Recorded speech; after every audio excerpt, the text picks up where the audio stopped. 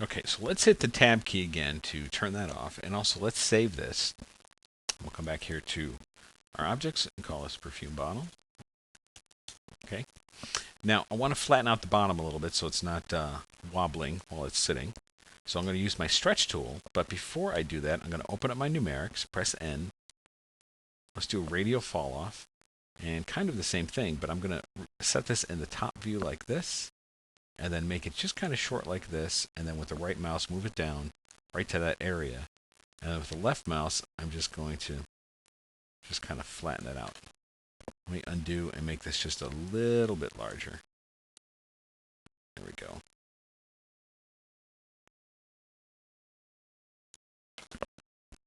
And that's all you need to do. It just kind of concentrates the stretch to that main area that we're looking for, rather than the whole thing.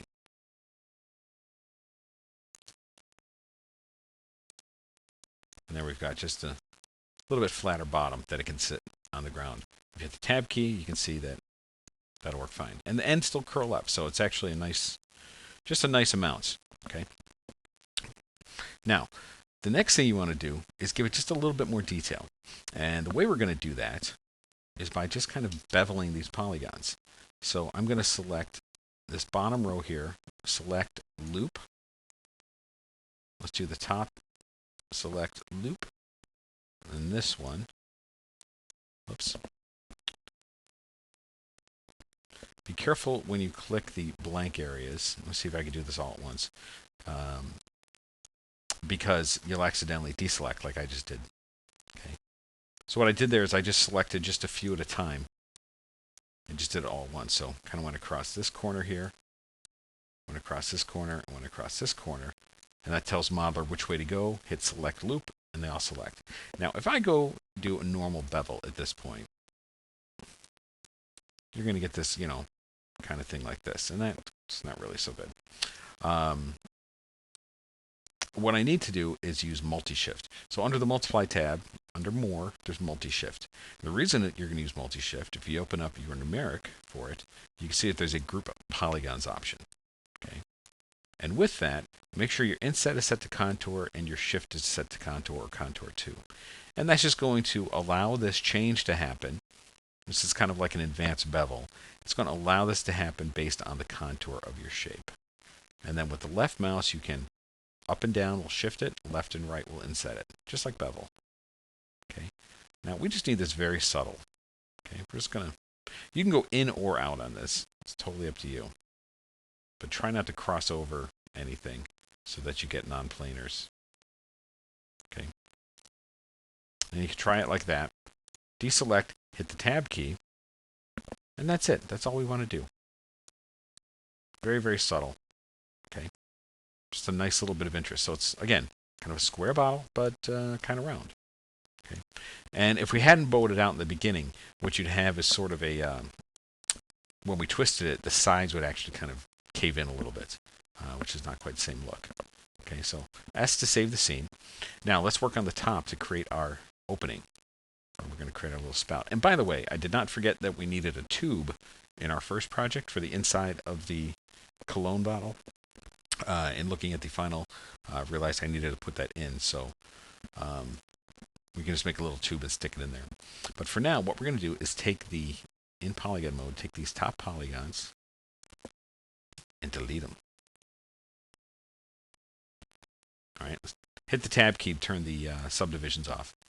Back to point mode, you need to carefully select all of these points inside here. Okay, now I got 2 there, so you got to be careful. Hit the control key to remove one if needed.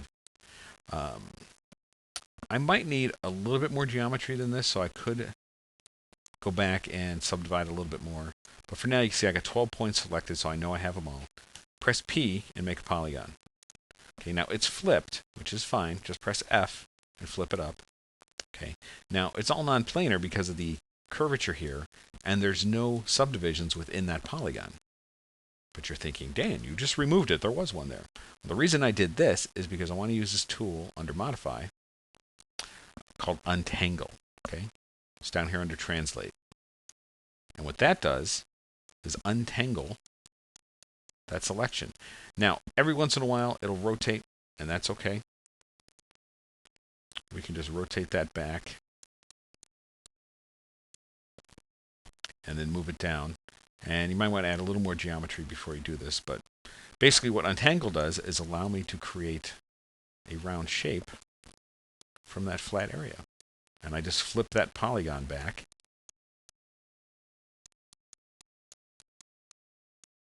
If you have a little bit more geometry when you work with this, it'll be a little bit cleaner. But we are going to hit the tab key to subdivide. And now we have that round area to bevel and work with at the top of the bottle. Okay, I'm going to undo this. Just keep undo, undo, undo. And I'm going to show you how to, there we go, subdivide this. And the way we're going to subdivide, you can press Shift D, okay, faceted or smooth. We're going to do smooth because it's somewhat round. It's not totally flat. Give this a second here. And there it goes. All right, and so now we've actually subdivided that. We have a lot more geometry, so it's a lot cleaner. If you want to undo it and experiment, Shift D, you can try the metaform. And what metaform is going to do is essentially freeze what you're seeing here with the subdivision. And that's a very clean way to work. And then when you hit that tab key again, you're going to subdivide that even more. Okay. Now with this subdivision, this is where you can come in here in polygon mode and select the center polygons here. And I think that's even. Yeah. Hit delete. And then in point mode, I'm going to try and lasso select these, see if that works. No, I'm still getting the ones behind it.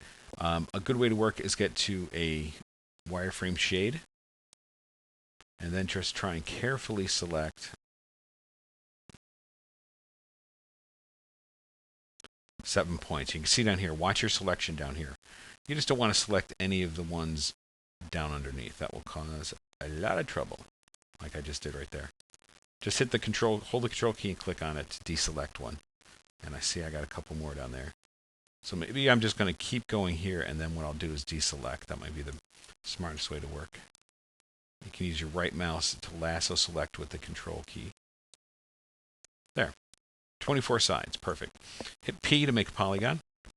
Okay. And then we're going to go to Modify, More, Untangle. And still rotate it on us. That's okay.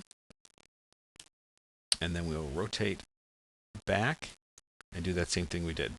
Now, the reason I redid this, just to show you, is that the more points you have when you start this, the cleaner this will be. And you see how clean that round circle is? Okay. I can actually rotate it a little bit more too, like this. And then rotate it from here as well.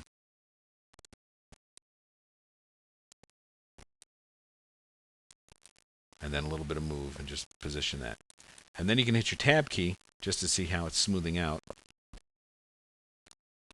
And then move it around just a little bit more. Just to kind of finalize that. Now from here, what you do, I'm going to turn the tab key off again. We're going to press the B key for bevel. And we're just going to bevel this up a little. And this is going to be our little area that our cap is going to go in, and our sprayer. Right click to reset the bevel. Left click to drag it in. Right click again. Then left click and drag it in. Right click, bring it down. And there's your little neck. Right click to reset the bevel. Left click to drag it in a little bit. Right click, reset. And then you can drag it up. And then we can go from there. Bevel one more. We can go from there to actually create the sprayer itself and the cap. But by doing those bevels with that nice round detail, we have a very, very clean opening there. And I might need a little bit of massaging right here just to get that extra bump down. But I'll press Shift S to save this as a new version. And now you can see you have a very nice opening at the top of this bottle. Okay, so let's move on to the next video and we'll finish off the cap and then get our surfaces applied.